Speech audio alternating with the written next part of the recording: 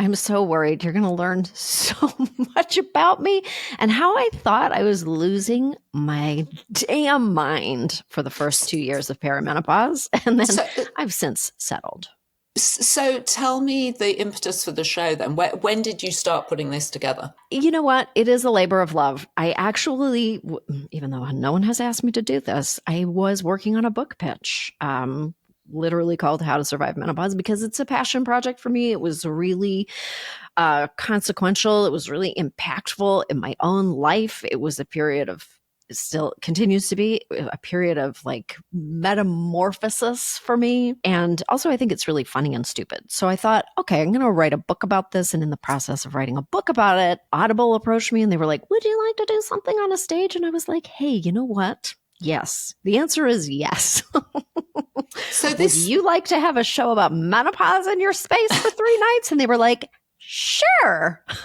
So I'm doing it. So is this you? But it sounds like it's going to be a very intimate show. It is going to be. It's going to be, well, if I could say this, a womb-like atmosphere. But it'll be pretty intimate. It's pretty personal, but I think it's funny. And I think it's really going to be shocking for you. Oh, wow. What were the first? Shocking is good. Way. Okay, yeah. Shocking is good. Yeah. I'm buying 3 nights in a row then. It's spicy. What were the first symptoms you had? Oh, God. Oh, I'm going to try not to say this every podcast episode, but I am Canadian. So I'm not prone to tantrums, really. I am actually a pretty measured person. I'm not really generally a hot takes type of person. And I do like to think about things and consider things. But the anger inside of me would boil. I would rage boil in a nanosecond. It was such a powerful feeling that I did think, at the end of some, like I was throwing things like privately. My personal anger was overtaking me. I didn't demonstrate it to anybody. I never really did that in anybody's presence, but it was like a private inner turmoil. And I thought, I really need psychiatric care. This is very out of character. And I literally just thought it was because I had a really like a TV job.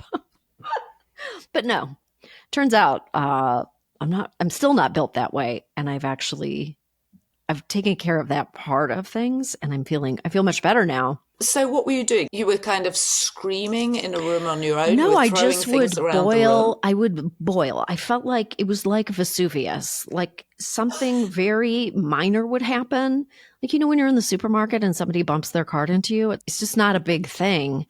But inside, my inner turmoil was so fierce that sometimes I would almost black out from anger.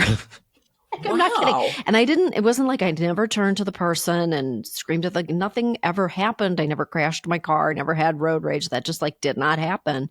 But inside I was like, I can't handle this. Like, I really cannot handle this. I almost couldn't. And also I got my period every 8 days for 13 days straight. Like, it was insane. It actually was insane. Like the elevator doors from The Shining. Let me just make sure I understand this. You got your period every 8. You got to say that again. For 13. Every 8 days for 13 days is how I characterize it, because it was constant. The math does not work. Don't try to figure it out. Okay. I was trying to figure it out. No. Wow, that's intense. And I find this incredibly surprising. Because really? You seem the least angry person I know. You seem incredibly measured. You're very thoughtful. You're organized. Mm-hmm. You're used to performing, so you're used to high pressure. So interesting and so scary. I think a lot of menopause is much more scary. I think I've always had it in a rage, so I might not have noticed that for menopause.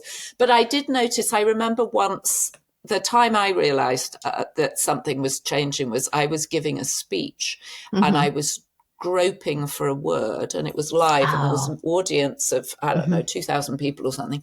And I just thought, I don't know what the word is. Oh my God. Yes. And also you feel with language, it's often the first sign of dementia. This is in the show.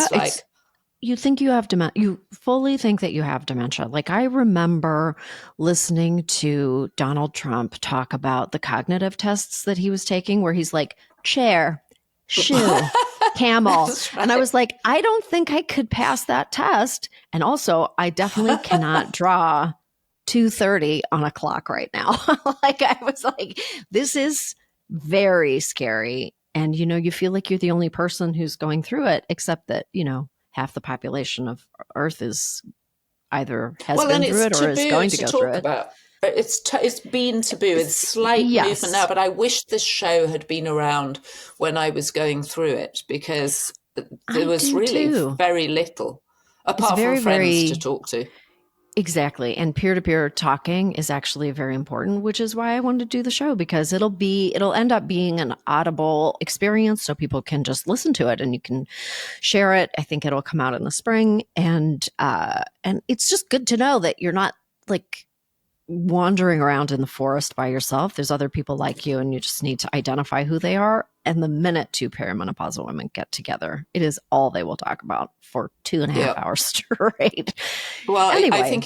I think this is going to be hugely successful. I'm sure it'll be absolutely sold out. Thank you. Well, we'll put a link in the wherever we put a link, and I think it's going to be very successful, because you bring humor to it, right? Some of it's funny.